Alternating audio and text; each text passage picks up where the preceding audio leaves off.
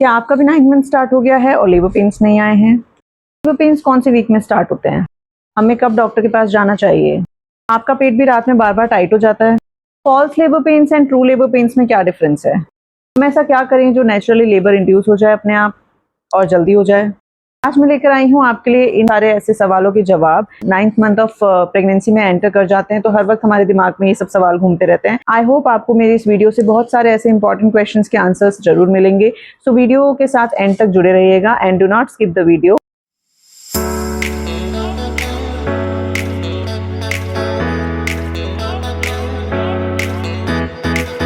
तो पहला सवाल, 9th मंथ स्टार्ट हो गया है और लेबर पेन्स अभी तक स्टार्ट नहीं हुए हैं, so don't worry, this is normal and naturally labour जो स्टार्ट होते हैं वो 37 वीक के बाद ही स्टार्ट होते हैं। कई and this depends upon body to body. कई बार 37 वीक पे भी लेबर इंड्यूस हो सकता है और कई बार आपको 39-40 वीक्स तक भी वेट करना पड़ सकता है।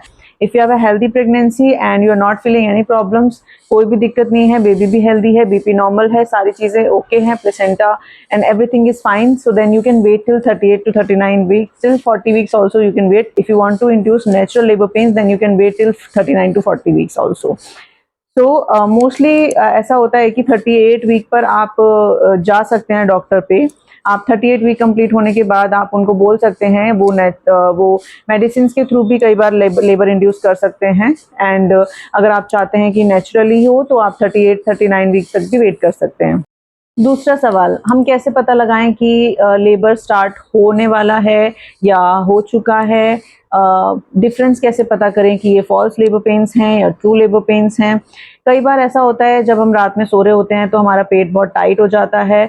ये अर्ली साइंस भी हो सकते हैं लेबर के, बट हमें डिफरेंस समझना होगा false labour pains and true labour pains में। तो मोस्टली जो फॉल्स लेबर पेन्स होते हैं वो इरेगुलर होते हैं, उनकी टाइमिंग्स जो होती हैं वो रेगुलर नहीं होती हैं। दैट मीन्स कि अगर आपको अभी 1 घंटे पहले कॉन्ट्रैक्शन हुआ है थोड़ा बहुत, तो फिर आपको 10 मिनट बाद भी हो सकता है और 2 घंटे बाद भी हो सकता है।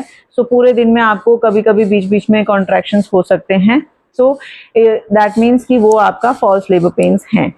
फॉल्स लेबर पेन्स की दूसरी कंडीशन होती है कि वो उसकी इंटेंसिटी टाइम के साथ साथ इंक्रीज नहीं होती है। आपको अभी थोड़ा सा दर्द हुआ, थोड़ी देर बाद फिर आपको थोड़ा सा दर्द हुआ, उसकी इंटेंसिटी मोस्टली सेम ही रहती है कई बार, और थोड़ा बहुत ऊपर नीचे हो सकती है। सो दैट उससे भी हम समझ सकते हैं कि this is not true labour pain. Okay, so true labour pens क्या होते हैं?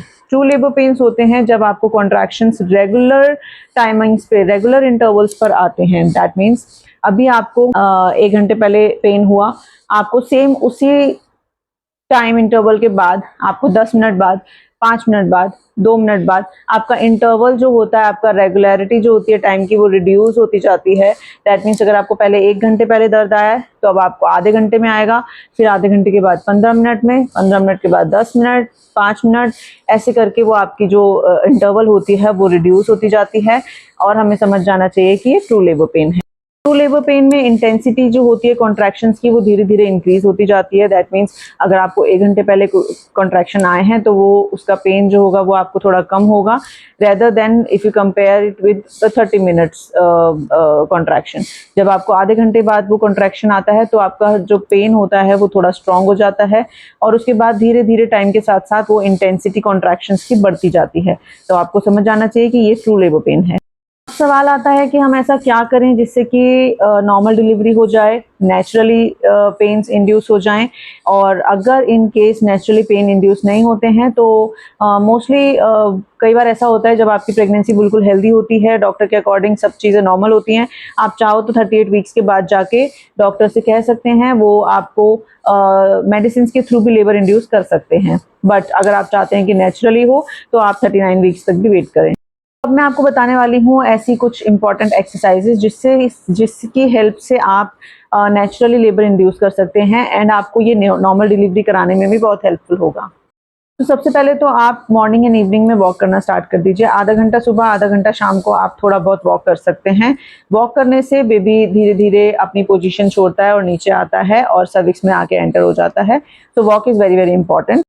सेकंड है, आप स्क्वाट्स ज़रूर कीजिए। आप 10 से 15 स्क्वाट्स कर सकते हैं, लेकिन स्क्वाट्स करने के लिए आप किसी की हेल्प ज़रूर लें, क्योंकि लास्ट मंथ में, लास्ट वीक्स में आपका बॉडी वेट काफ़ी ज़्यादा हैवी हो जाता है।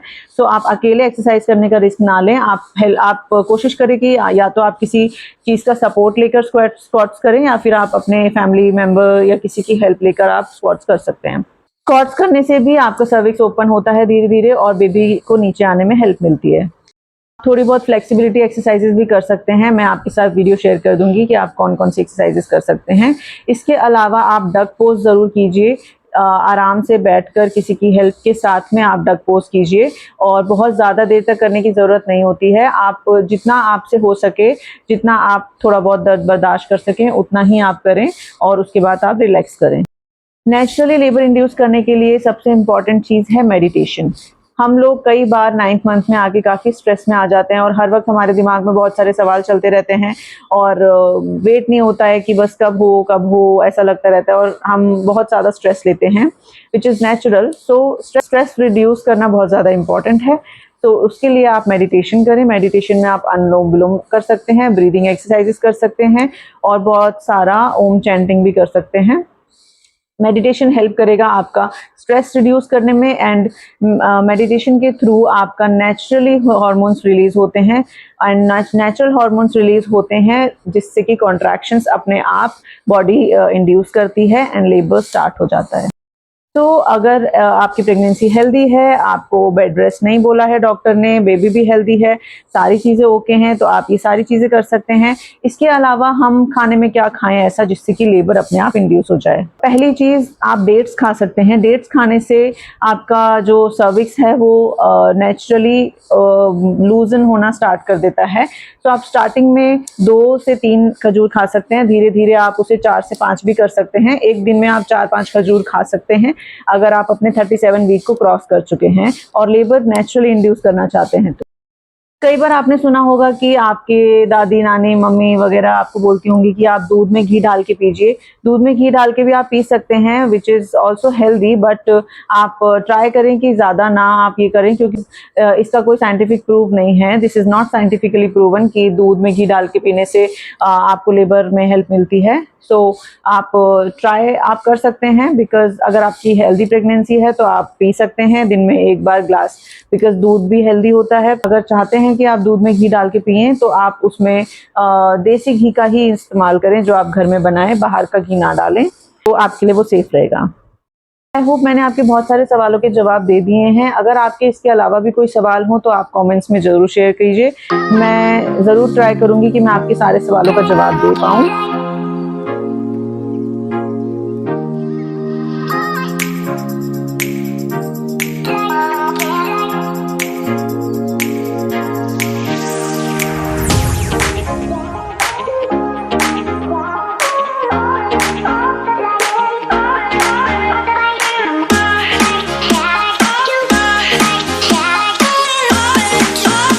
आई होप आपको वीडियो अच्छी लगी हो। मेरी वीडियो के साथ जुड़ने के लिए बहुत बहुत शुक्रिया। Thank you so much for joining Unfiltered Mommy tales.